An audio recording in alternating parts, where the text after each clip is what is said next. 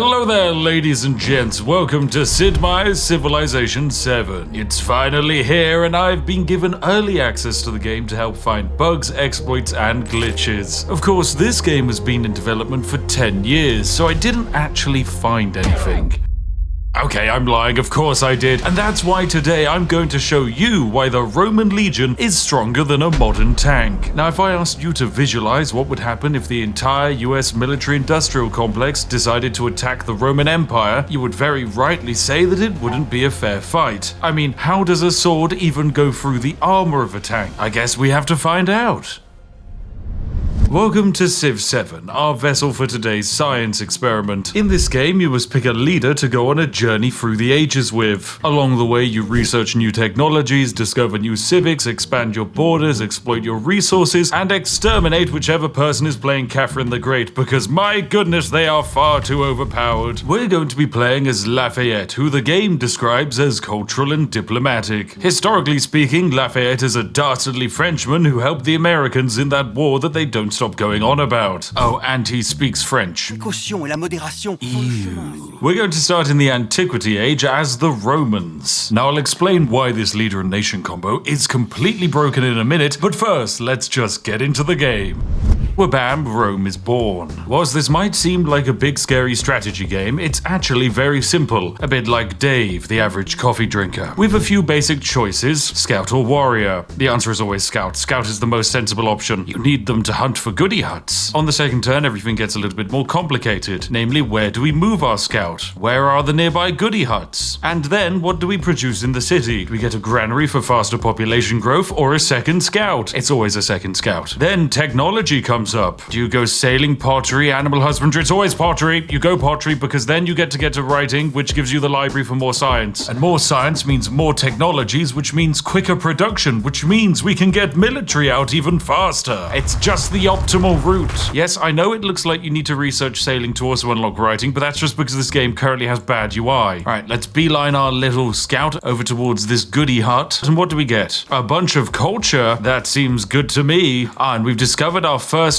AI friend. It is a city-state. City-states can be friendly or hostile, but by potentially befriending them, you can gain powerful bonuses. Right, on turn 6, we finally unlock our government decisions. We have a few wonderful options. Classical Republic for cultural wanderers, an oligarchy for extra food and constructing, or my personal favorite, despotism. All hail the mighty despots. Now, when you get to this stage of the game and you get your government, you get some option to add in some policies. You start with 2 and you usually need to make a decision because you only get 1 slot. However, this game introduced a mechanic called mementos, which are special bonuses that you can bring into the game, kind of like a roguelike element. And in this case, I've chosen the 2 most overpowered in my opinion, an additional social policy slot and increased science efficiency from Great Works. This one in particular is the most overpowered in the game. But by doing so, I'm able to have a very powerful start by getting both of these bonuses at the same time. This shaves 2 entire turns off our discovery of discipline, which in turn reduce the time it will take to deploy our strategy.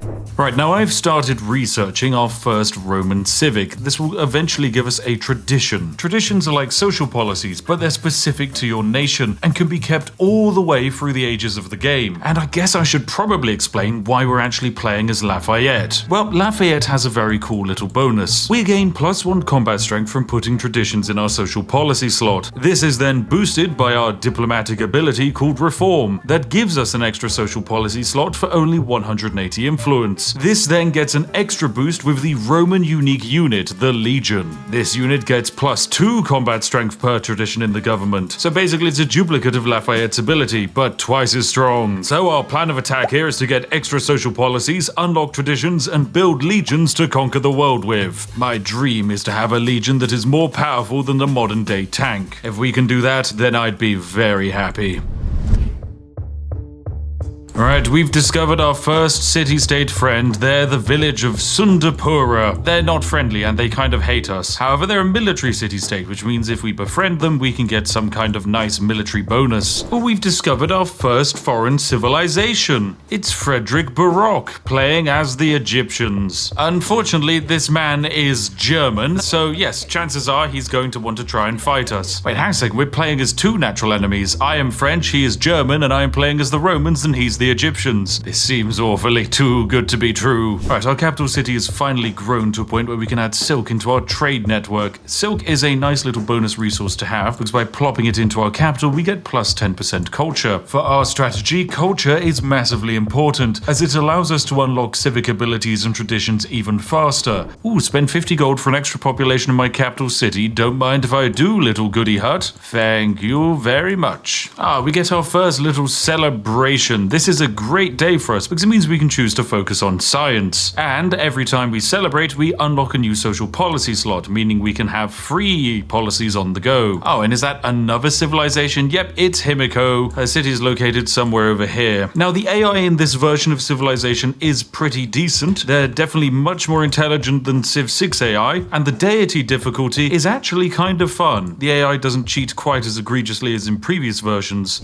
Alright, in my capital city, we're now able to start constructing technological buildings like the library, and I finally have enough influence to start befriending this nearby tribe of independent peoples. It will take 30 turns to pull off, but if we can do it, we'll end up with a very powerful ally indeed. Oh, we've got another border. It's Machiavelli playing as Greece. It's a very cheeky little sausage. Right, now we are about to get our first little town settled, which is a little bit behind some of the AIs. Himiko's managed to get her second little city out, and so has Frederic somewhere, probably down off to the south. Now, in this version of the game, you don't instantly settle cities. You first settle towns, and then the towns can be improved into becoming cities eventually. But a town's job is to feed a capital, which is exactly what we want to do. And by settling this town near this massive desert structure, we're able to now generate culture off of these desert tiles. Now, if we take a look at the other civilizations in the game, we can actually see their current yields. We can see that we're in the lead when it comes to culture, but when it comes to science, Himiko is king. Or queen, I guess. And Frederic, for some reason, has rejected science entirely for a cultural-based society. What are you doing, Frederic?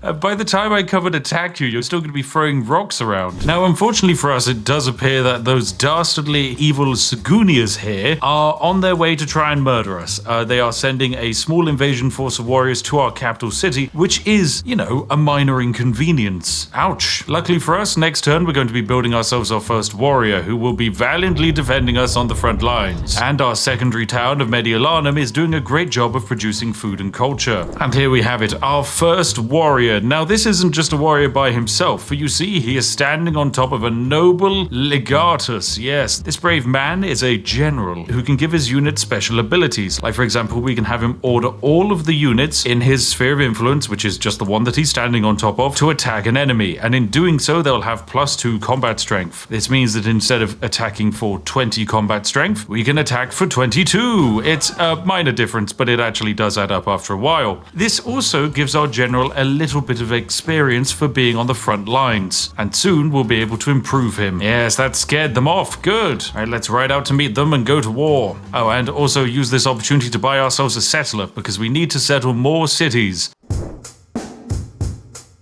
Now fantastically, we've got a little narrative event whereby we've been given a great work. I would like to demonstrate the glorious power of great works thanks to our little memento, which increases science efficiency. Because what we can do is in our capital, we're making 7.3 science per turn and 19 science overall. But we can slot this great work into one of our buildings, and not only will it give us an additional 2 science, but because of our memento we selected at the start of the game, it also gives us a multiplier, so that as our science increases, it increases at a faster rate. Now, it may not seem like the flashiest buff, but oh my, is it ridiculously overpowered later in the game. And as this city-state is slowly becoming our friends, they're starting to actually gift us free things, like this warrior that they've just handed out. Nice. We can use this warrior to help fight these other barbarians, and generate important experience for our legatus.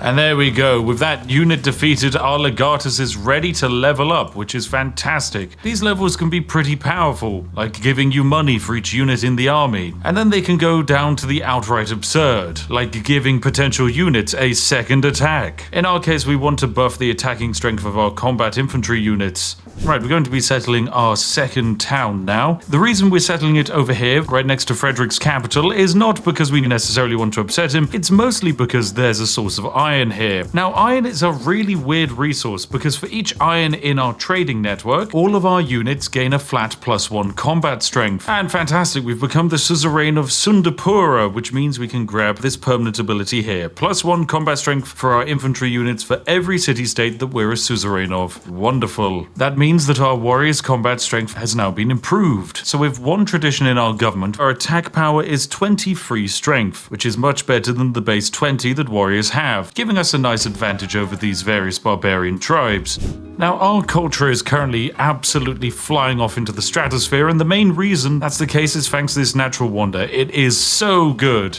Oh wow, Machiavelli is denouncing me. Oh, that means he's really mad at me. Oh, he's upset. He's trying to damage our relationship. Well, I mean, that's okay. He can do that. It doesn't really bother me. It's just a bit of a shame, really. Guess he's so upset that I've settled near to his capital. He should probably rename it to Crybabia, seeing that's what he's doing. Right, I'm going to buy myself another settler. That's going to take our settlement amount up to 4, and my goal is to settle over near this iron resource, which will be very nice. Now, one of the coolest changes to the game is that these great generals not only provide combat bonuses, they provide logistical advantages. You see, I can click this button to assemble an army, and it picks up all of the units nearby and loads them into horseback, allowing me to then safely transport them to wherever I need them to be, like, say, the front steps of Frederick's capital. I'm also going to reform my government to add in 2 more traditional social policies, plus 5% production towards military units in my capital for every town we have, and +1 production on urban districts. It's not the biggest economical improvement, however, it's a huge boost to our potential combat damage. Oh, and fantastic, we got another celebration, which means we can grab in our 4th tradition. This is now our final tradition in our government, meaning our military units are fully buffed from our leader and nation cheese combination. And we now get the opportunity to decide how we want to focus our empire. Additional production towards range units or legions. Of course it's legions. Right, we're going to settle down our next northern city up here so that we can grab this iron and add it to our network. One cool thing that happens every time we settle a new city is a legion spawns inside of it. Now, this normally wouldn't be that powerful, however, it synergizes with this ability here, whereby training an infantry unit, we get 25% of its production cost as culture, which is part of the reason we were able to unlock all our traditions so early. This includes even just buying them. So in a few turns' time, I can buy a legion in this city for 240 gold, which will be a good idea because it looks like Machiavelli is about to invade us.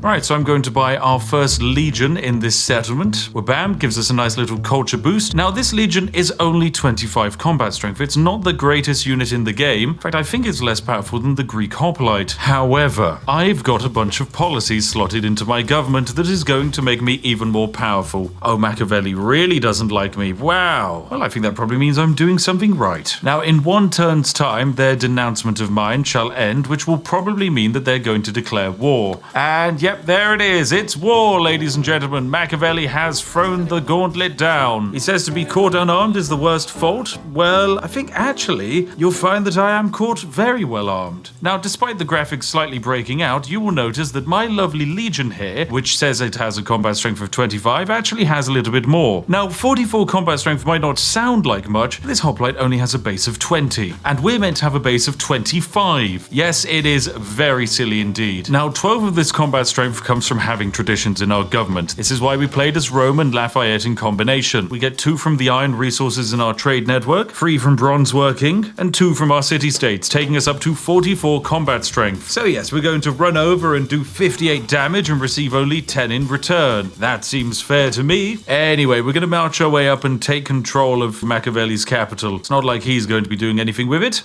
Alright, so he is now starting to try and attack us, but that's fine because I can drop out my legionary unit here, which will do 42 damage. There is this negative effect called war weariness affecting us. This is because Machiavelli is spending influence points to favor him in the war. We can spend a few more to balance that back out in our favor and do an additional damage in the combat phase. Nice, that's 69 damage, meaning we can finish off this fight with absolute ease. Alright, it's time for the next turn, and we're going to march onto the capital, bring up all of our lovely forces. This is Machiavelli's only city, so after destroying it, he will quite simply spontaneously explode out of existence. And as good as it is that he has tried to build defenses on his capital city, it's not going to go well for him. Now, we could manually attack this city with our legion here, who is now up to a combat strength of 46. To put this into comparison, the Katusha rocket launcher from the modern age has a combat strength of 45, meaning that this Roman legionary here is as deadly as a self-propelled artillery battery. Now, of course, we're going to attack this settlement in style, using the coordinated attack ability, meaning all of our units that attack get an additional +2 combat strength, taking our lovely legion here up to 49. So let's go, in you attack, my friends. Lovely, huge damage across the board, and I believe with this final attack here, the settlement is ours. And just like that, we've progressed through the age a bit, and the entirety of Machiavelli has been destroyed. Now, an interesting awkward thing happens when Machiavelli is defeated from the game. All of his city-state friends are also destroyed. Basically, anyone who he was the suzerain of just gets wiped off the map. I guess this is the Civ equivalent of if somehow you managed to destroy England, Wales and Scotland would just blink out of existence as well. Then again, England already blinked out of existence because the developers didn't even put it in the game. I'll forgive you one day, Sid, but not now. Oh, fantastic. I've also managed to build the lovely Colosseum. It's a very jazzy wonder, which also gives us the ability to hold a stage battle. This gives us an extra +2 combat strength on all melee units, meaning we get an additional bit of combat power. Our next target is of course going to be Frederick. His capital just happens to be nearby, and he already hates me, so we might as well destroy him. He's definitely going to be a greater threat than Machiavelli. However, I think it's only fair we declare a formal war against him, and we even have a little bit of war support on our side, which we can boost, and in doing so, our units are going to become even more powerful. Right, now as we are playing against Frederick, he does have a few advantages in the form of the unique Egyptian unit, the Medjay. It's a really cool unit because you don't have to pay upkeep on it, so it's pretty snazzy. The only problem for poor Frederick is that I have the power of the legions on my side, so I can attack for 48 combat power. Yep, let's go. Oh dear, this is not fair at all. We'll knock out that unit there and march closer towards the capital. Perfect. Yes, this is good. Right, so into this settlement we go. There's just one tiny slinger unit remaining with a measly combat strength of 5 versus our 47. Sorry, Frederick. That's your capital gone, buddy. Oh, we've managed to build Nalanda. This is going to give us a huge amount of great works, and by now having 5 great works in our capital, we get a lovely big boost to our science, so it's up to 48. Right, I think we're doing absolutely fantastically now, and we'll begin the process of healing up our military before marching on to the next capital. Now, one of the problems we have is we are slightly over our settlement limit, which means we receive -5 happiness per settlement to a total of -35 happiness, so we have to hold off a little bit until our culture is caught up to allow us to hold all of these cities. But there is something we can do to speed up this process. Remember how every time we train a military unit, we get 25% of its production cost as culture? Well, because we've stacked so many production modifiers, we're able to train legions in just 1 turn. If we didn't have any modifiers, it would probably take us about 4 to 6 turns. So yes, it's safe to say we're doing things quite well.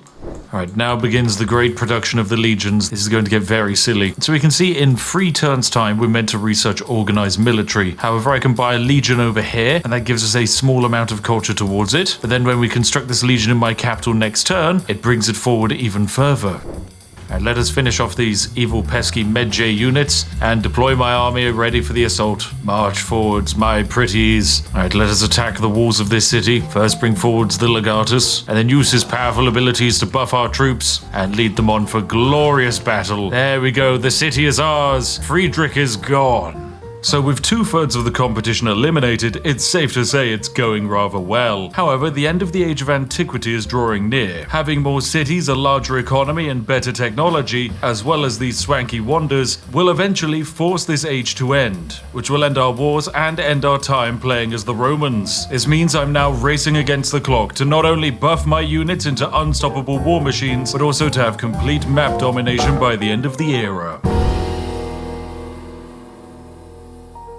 So Frederick and his one little city-state ally has been destroyed, meaning only one civilization remains, Himiko. So in order to rectify that, we're going to have to denounce her, which is going to upset her, but it's very important. If we don't denounce her before we declare war, we will suffer from massive war weariness that we do not want to mess about with. I'm also going to do a classic Roman thing and convert a Greek city into becoming our own. So we're going to pay some extra money to turn Athenia into a lovely Roman settlement. Fantastic. Okay, Himiko is a bit upset by the nearby presence of my military, but that's fine. Basically, we have to keep them there in order to keep her upset, so that eventually I'll be able to attack without giving her too many advantages. Oh, Himiko is now denouncing me. This is great. The more she hates me, the better. That puts us on an even playing field when it comes to war, and that's what I want. Himiko is actually kind of running away with the game to a certain extent. Her production of world wonders is genuinely impressive. She's got a huge amount of them hidden in her land. The only problem is lovely wonders don't stop angry Roman soldiers, and those angry Roman soldiers are getting very close.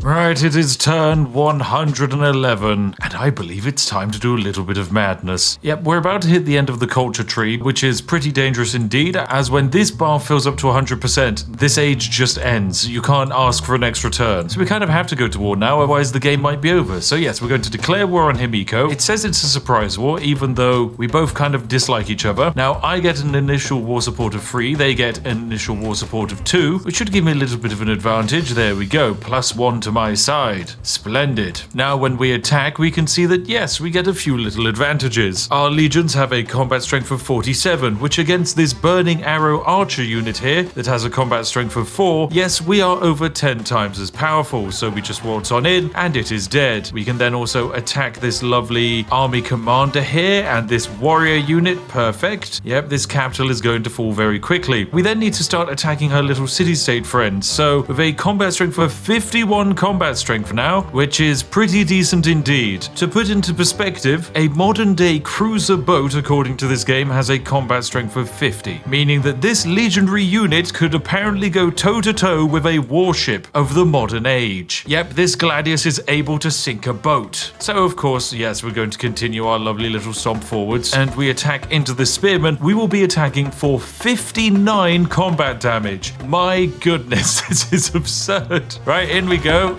You will die. And then 57 over here. Yep, in we go. Oh, this is just utterly crazy. By the way, these aren't even max leveled legions. This is just the level 2 version. In 7 turns time, we'll finally be able to unlock the level 3, which gives us an additional 5 combat strength, meaning that thing that we saw attack for 59 combat strength, in a few turns time will be up to 64 combat strength. The combat strength of the tank in this game is 65. So yes, we are very close to getting this legion up to the power of a modern day tank. Oh, and this turn we also get to capture this little settlement here, which has another lovely source of iron for us to steal.